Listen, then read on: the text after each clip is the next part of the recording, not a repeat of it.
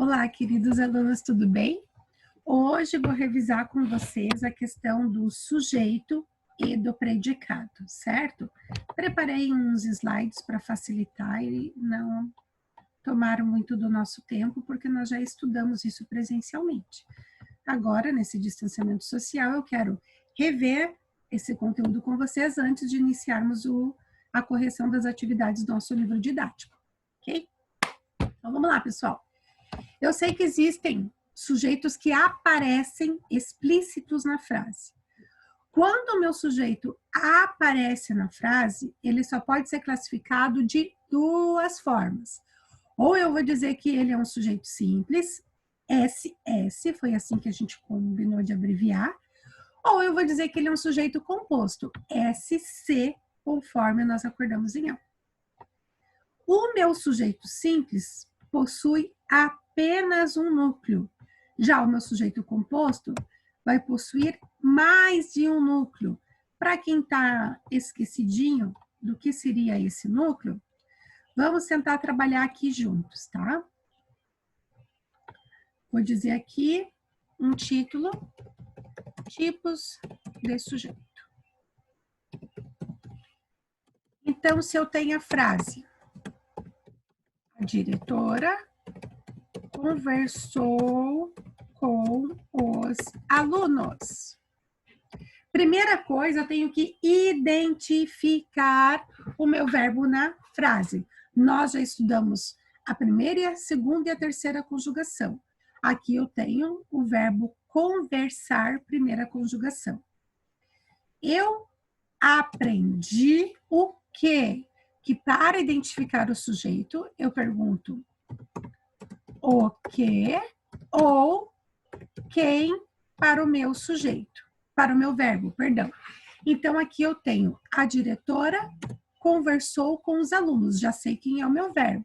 Então, a minha pergunta seria: quem conversou com os alunos? Como resposta, naturalmente, eu teria a diretora. Então, resposta,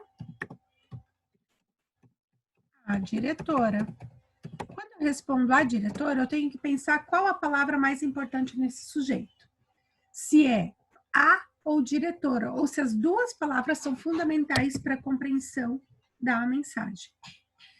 Quem disse diretora, acertou. E aqui eu terei, então, diretora como meu núcleo do sujeito.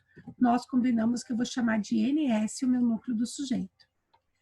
A nossa regra, que nós acabamos de ler no slide anterior, diz que toda vez que eu tenho um núcleo do sujeito na frase, eu vou ter um sujeito simples. Então, eu pude classificar agora meu sujeito, ok?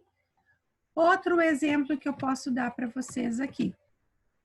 A diretora e a coordenadora conversaram com os alunos. Ainda não sei que tipo de sujeito tem aqui. Pergunta. Quem conversaram com os alunos?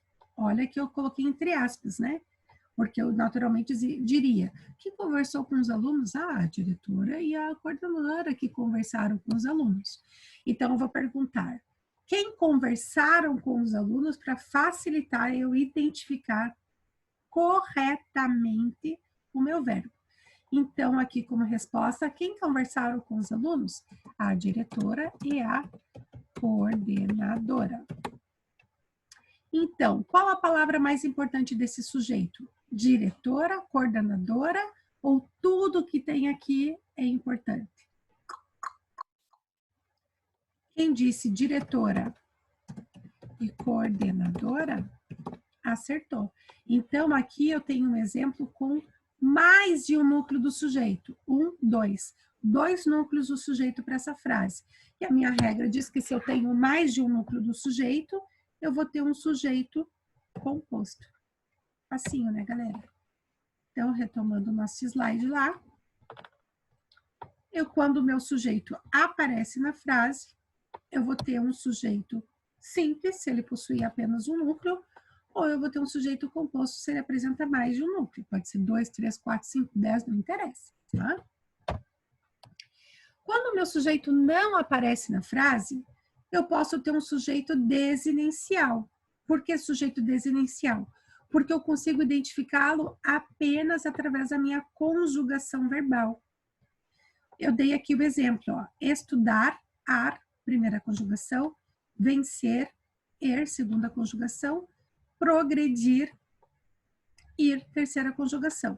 Só coloquei primeira, segunda e terceira pessoa do singular aqui, tá? Então, por exemplo, deixa eu pegar um exemplo aqui que eu tô pensando para não ficar um exemplo muito feio para nós. Vamos limpar primeiro. Se eu colocar assim, estudas sempre, eu vou conversar com alguém da turma e digo, estuda sempre? Primeiro eu vou identificar o verbo. Qual é o verbo? Estudar. Gente, lembrando, nós já estudamos que alguns verbos expressam ideia de ação, outros de estado, outros de fenômeno natural. Nós estudamos os tempos e modos verbais, por isso que somos craques em identificar um verbo na frase. Quando eu identifico o verbo na frase, eu sempre, então, vou perguntar quem ou o que para esse meu verbo, porque a resposta é sempre, sempre, sempre é o sujeito, tá? Então, aqui eu vou perguntar para o meu verbo. Pergunta. Quem estudas sempre? Gente, coloquei entre aspas porque eu poderia dizer de outra forma, né? Mas quem estuda sempre? Para me ajudar. Resposta. Primeira conjugação, verbos terminados em ar. Eu estudo, tu estudas, ele ou ela estuda.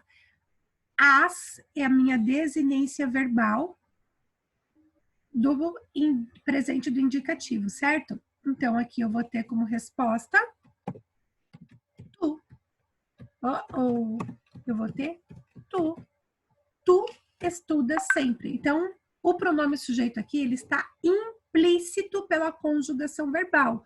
Logo, que tipo de sujeito eu vou ter nessa frase? Sujeito desinencial. Lembrando que eu também posso dizer que esse sujeito, ele é oculto ou elíptico, são as outras formas que ele pode aparecer nos livros didáticos, tá? Atualmente se usa mais sujeito desinencial, mas se tiver sujeito oculto ou elíptico, está certo também, tá? Então, é assim que eu identifico o meu sujeito na frase. Voltando lá para o nosso slide, eu já tenho, então, aqui o meu sujeito indeterminado, né? Opa, perdão, meu sujeito desinencial. Agora eu vou para o meu sujeito indeterminado. O meu sujeito indeterminado, ele existe, mas eu não consigo identificar. Então, aqui tem 1, 2, 3, 4, 5 exemplos de quando eu torno um sujeito indeterminado na frase. Aqui diz que os verbos conjugados na terceira pessoa do plural são sempre sujeito indeterminado. E eu vou explicar esse caso para a gente não confundir com sujeito oculto ou sujeito desinencial, tá? Como é que seria isso? Se eu digo, por exemplo, assim, bateram a porta. Oh, bateram a porta. Pergunta. Identifiquei o verbo bater, segunda conjugação, terminados em er. Quem bateram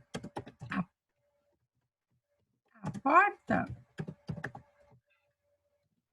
Gente, eu não vou colocar como resposta. Eu não vou responder assim, ó. Eles, elas. Não, na verdade, quando eu digo bateram a porta, eu quero dizer que Alguém bateu a porta. Bateram a porta. Quem está batendo a porta?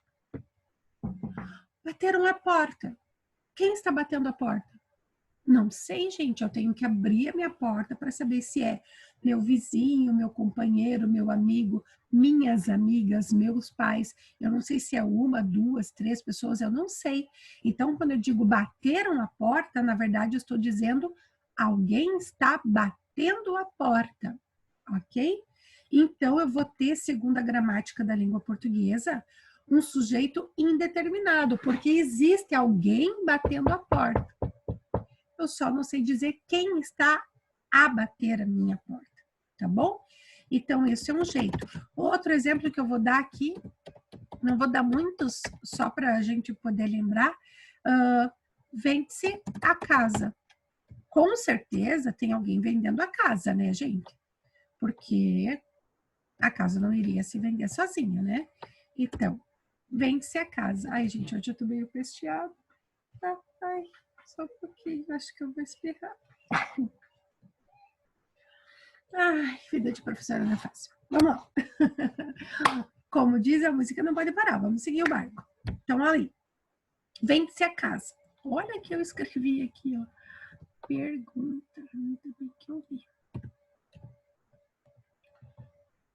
Se tiver algum erro, gente, eu não vou editar o vídeo, tá? Então, se tiver algum erro, a gente corrige depois, tá bom? Então, aqui, vende-se a casa. Quem? A minha bobagemzinha aqui de novo que eu vou fazer, ó. Quem vende-se? Ninguém fala assim, né?